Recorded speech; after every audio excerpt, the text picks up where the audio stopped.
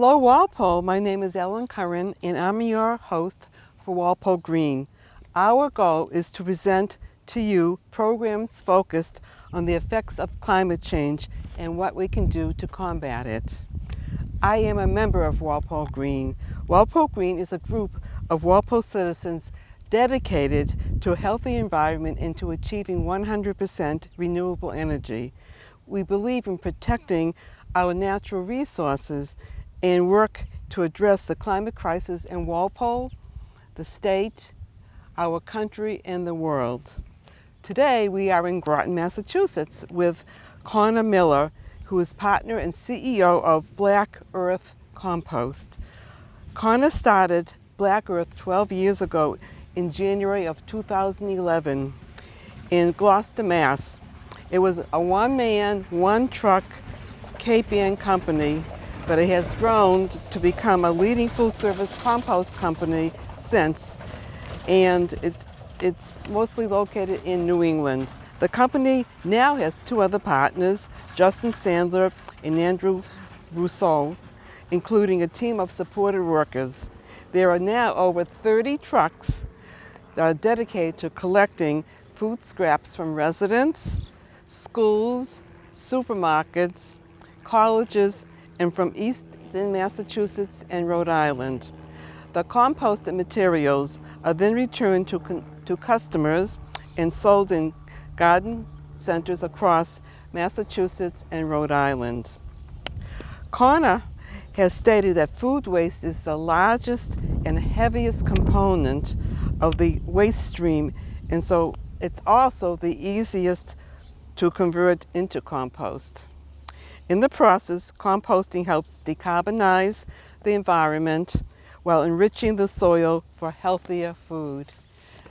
So hello, and thank you so much for having us come here to your beautiful site in Groton. My pleasure. So I'm interested, Conor, why did you start a compost business? Well, I used to work for a recycling company in Jackson Hole, door to door picking up recycling. And then I moved to Seattle and we had food waste pickup in Seattle every week. And when I moved to Massachusetts with my wife, we didn't have that. I needed a job and figured that was something I was capable of doing, that I was passionate about, and figured I could maybe bring what Seattle had back here to some degree. Yeah, and truly it's working if you have grown from one truck to 30 trucks. So can you tell us something about this area that is connected to your composting? Yep, so this is where residents from Groton come to drop off their yard waste.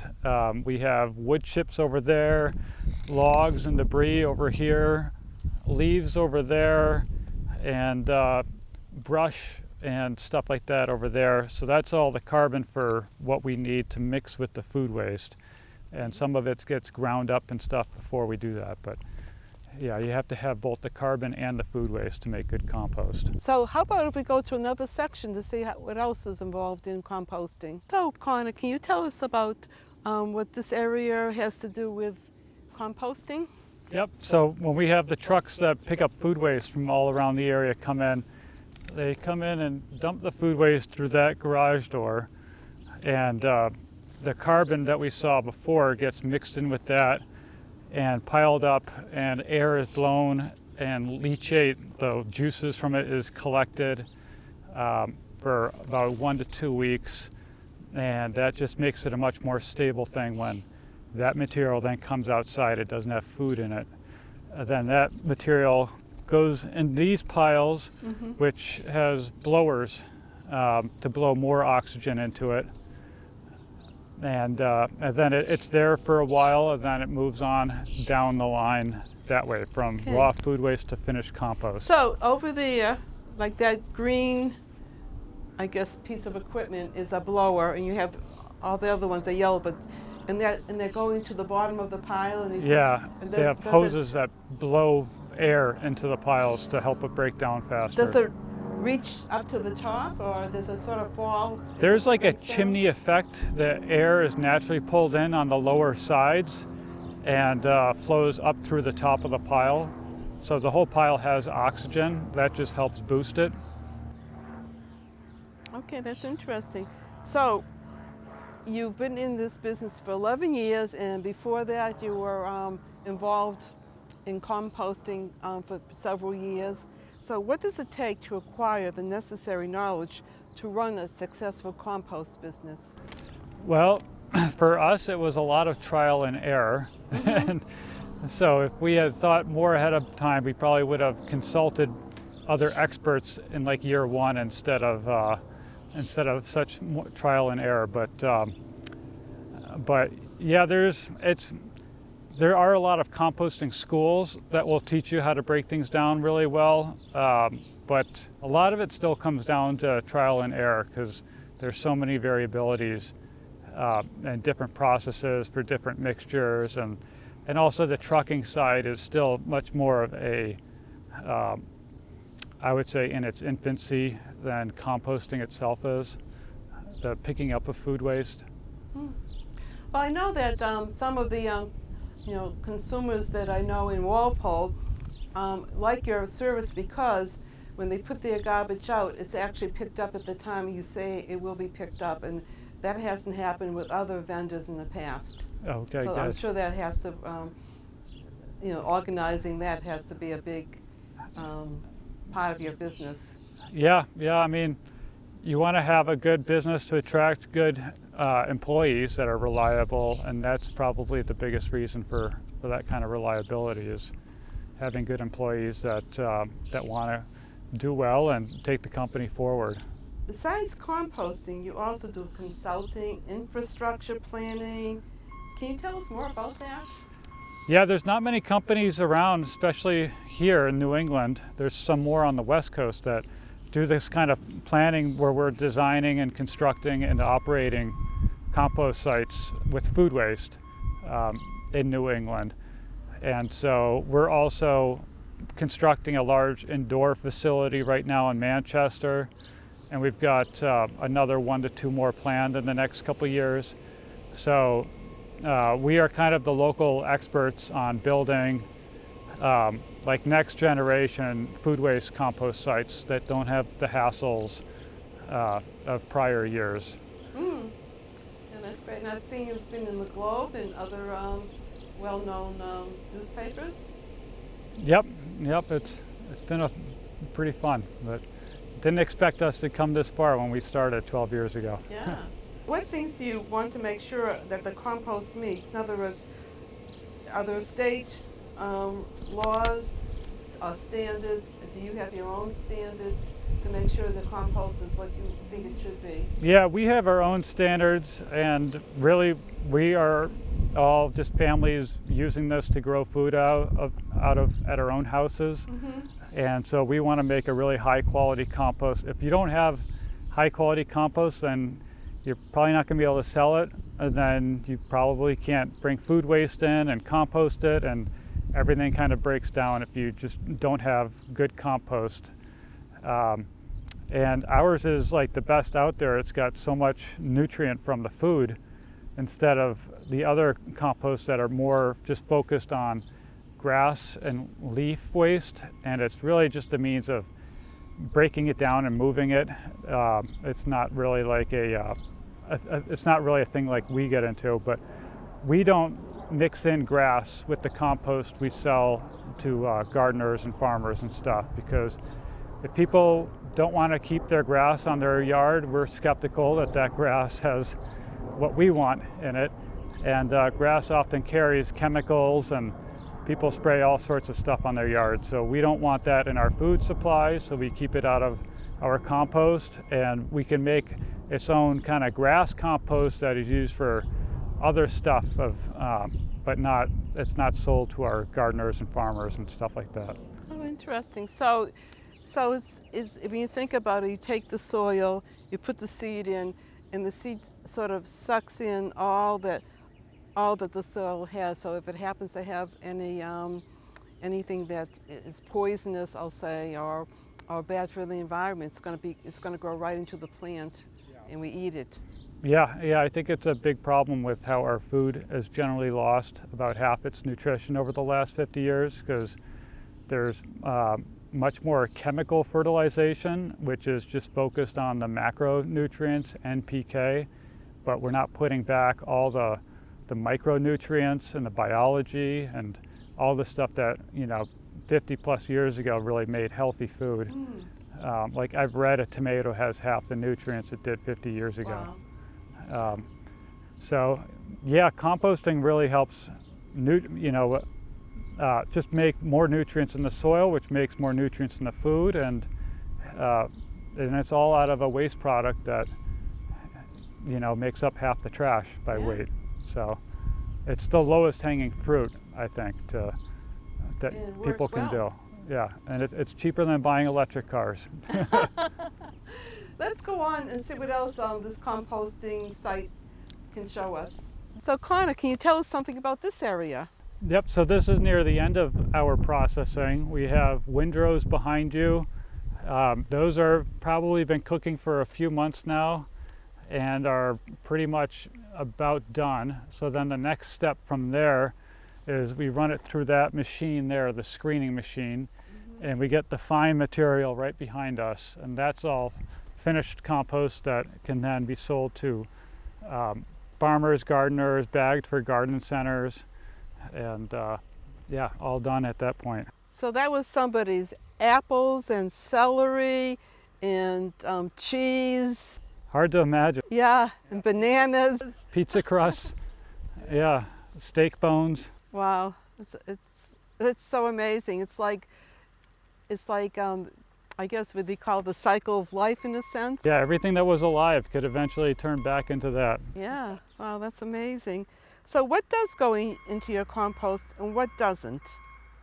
Well, we take all food, and then for things that are compostable, like certified compostable, we look for BPI and TUV, and those have strict standards against chemicals like PFAS. They're called like the forever chemicals. And that all breaks down really well in our piles. And then leaves and ground up brush, that's the majority of our carbon. But we keep grass out. We keep that in a separate area because of the chemicals in that. And we also don't want dog or cat poop, but other animal poop like gerbils and rabbits and chickens is fine. Why not dogs and cats? I think because their stuff gets categorized as like a human biosolids. It's maybe because they're carnivores and they live with humans that it just it's not supposed to mix with food waste and grow that you want to use to grow food out of. But the same thing like with human poop, we don't mix that. Oh, so we're part of the cat, dog, human no-nos. It would break down, but it's just like, plus honestly, like we don't want to pick it up. Drivers don't want to grab that stuff. Yeah. It's just like, yeah, rather not have to deal with that. Yeah. The Mass DEP, do they have regulations for composting? Well, they have food waste regulations. So for instance, in 2014, they started a law that if you produce more than 1 ton per week, you have to compost it or divert it somehow for animal feed digestion. And then this last fall, they lowered it to 0.5 ton. So that's like your Chipotle's and Starbucks size restaurants and schools and hospitals. And so they are supposed to be composting all their waste, all their food waste.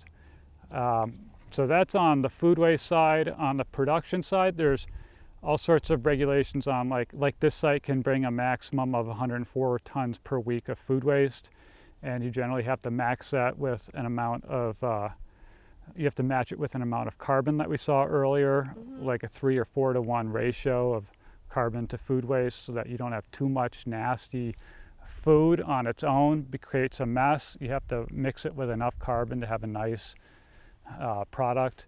And then there's also regulations on, you can't just like leach the nutrients everywhere and cause runoff problems.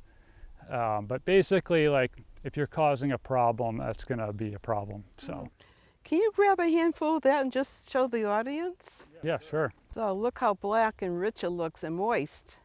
Yeah. What's it feel like for you? It's It's really nice. It smells so good too. It doesn't have that ammonia smell. You know, it just smells like old earth. Mmm. Kind of like beets. When I eat beets, I think of this stuff. Thank you. Can you tell us something about your more interesting customers? More interesting customers. Yeah, we've got like pet groomers that we pick up their dog hair. That's one of the weird niches. Oh yeah. Some people leave some pretty funny notes. I remember opening a bin and seeing a huge striped bass head looking right out at me. It was like it was placed neatly on top. So when I opened it, it kind of like, and it had a note saying, "This week's special, striped bass." So there's funny stuff like that. Oh, that's great. That's great. Entertaining. So do you use compost for your own family? Yeah, we use it to grow a lot in our gardens, and our gardens just kind of blow up out of control because it's just plants exploding everywhere. Wow. Because there's so much nutrients in the compost. Well, I know when I grow tomatoes, they taste so much better when I grow them myself. Yeah, we have so many tomatoes.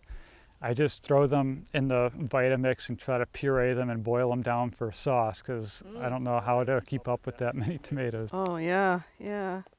So how does composting help with the environment, like less carbon, less methane? Can you talk more about that?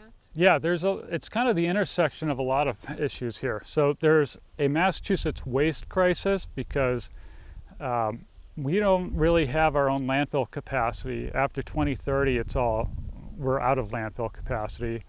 Wow. Because it's a tight state and nobody wants one in their backyard basically.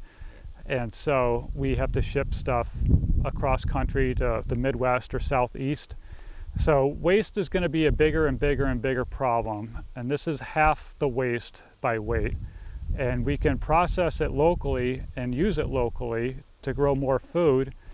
And, unlike Maslow's hierarchy of needs, I would put food above everything else in order to survive. So there's the food issue, then below that I would put climate change, and compost grows stronger plants which pull more CO2 out of the air and storing it in microbial biomass in the soil. So it's a good long-term way of fixing carbon into the soil. And so you got waste, you got healthy food, you got carbon, climate change. So it's kind of at the nexus of a lot of big issues right here. And for example, if you have some rotting fruit, that's going to release methane into the air, right? If it was breaking down in a large pile with no oxygen, it would create methane, yeah. Yes. And so that's like a reason we had those blowers earlier on, because you're not creating methane, you're keeping it oxygenated.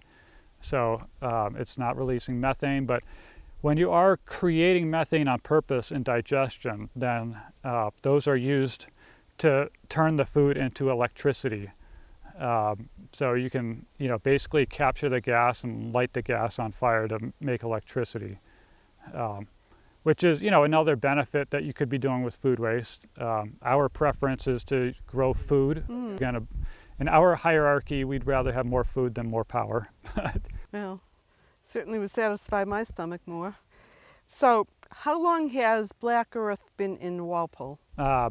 We started in January this year, and it came in quick. There was like a group of 50 people that really wanted to get it going, and we didn't want to say no, so we jumped in and we got 50, and then got another 50 over the months since then, so we're over 100 now. And seems like Walpole's got a lot of good momentum right now. That's great. It's great to see the town of Walpole moving in this direction. I think every town or city in the state should be moving towards, just edging their population towards composting on any kind of scale, getting people adjusted to that, because the waste problem in the state is going to keep getting worse and worse. And this is a long-term habit change that will take decades from start to finish. So we are over a decade in right now, and it's still early. I think the next decade is going to get the next bump of people in. You know, first there were the early adopters, and now we're starting to move past the early adopters into, you know, beginning mainstream. It's not mainstream yet, but it's a long duration change, and it's good to see any town thinking ahead 5-10 years to start nudging people in this direction, because it's going to end up needing to be everywhere in the next 10 years. And how does a consumer, what do they need to do to get started with you? Well, you can go to our website, blackearthcompost.com, and click on the tab where it says pricing and plug in your address, and it shows you all the options for your area. There's weekly pickup, there's every other week. You can be billed monthly or 6 months. And then we can get you a bin and compostable bags and get you on a route. So it's pretty simple, and you basically just put all your food in that bin. There's more things than food, but to keep it simple, it's just put food in this bin. Right, and I think you have a very good website that tells you if you come upon any kinds of issues or problems, it sort of helps you figure out what to do. Yeah, I think so. We keep refining it every month or so. Yeah, there's a lot to say about it. How do you explain to somebody if they have fears that they might get fruit flies or any kind of fly or any kind of an animal that's going to get into the garbage, or even mice or squirrels when it's outside? What can we do to prevent all that? Well, our bins have locks on the lid, so I've seen pictures of raccoons dragging them into the woods, but they weren't able to open them. So if you lock the lid, I think animals, except for maybe bears or something, are going to have a hard time getting into them. Indoors, if you keep a bowl of food waste in a countertop bin and uncovered, then you might get fruit flies if you're not putting it in the bin outside every few days in summer or so, but there are other ways around that. And you could go to any kind of extreme, you know, like I have a relative that just puts it in a bin in her freezer, so she never has any issues because of that. But yeah, we just have a countertop bin with a carbon filter, and probably twice a week we just pick up the bag and drop it in our bucket, which is on our deck. It's nice to keep the bin out of direct sunlight because in the summertime, because you kind of want to keep it cool. You also want to squeeze things like liquids out of tea bags and stuff like that, so it's not super wet. We want to try to keep it on the dry side. And then, you know, it's not going to smell any worse than what your trash bag would be on a 100-degree day. Yeah, I would say the issues people generally have if they have never composted before is, one, they think it's complicated. And I just like to simplify that by saying anything alive, basically any food, can go in this bin. You know, don't worry about the seeds of a peach pit or something, or lobster shells. We can take all of that. The other one is smells, and it doesn't smell any worse than your trash. I think it's probably even better because you have a quicker turnover from when you move it from your kitchen to outside. And again, that's only like, you know, July, August, where things are hot. Most of the year when things are cold, especially in the winter, there is no smell at all. Can you put it in the garage, that big bin? Yeah, I think probably most people that have a garage do that. Okay, well, thank you so much for this this tour. I'm hoping it's educated people. Certainly has educated me, and I wish you well. I think you're going to grow and grow. We may see you in like Time magazine someday. Take care, and thank you again. Thank you. If anyone is interested in joining Walpole Green, the information is on the screen. Thank you.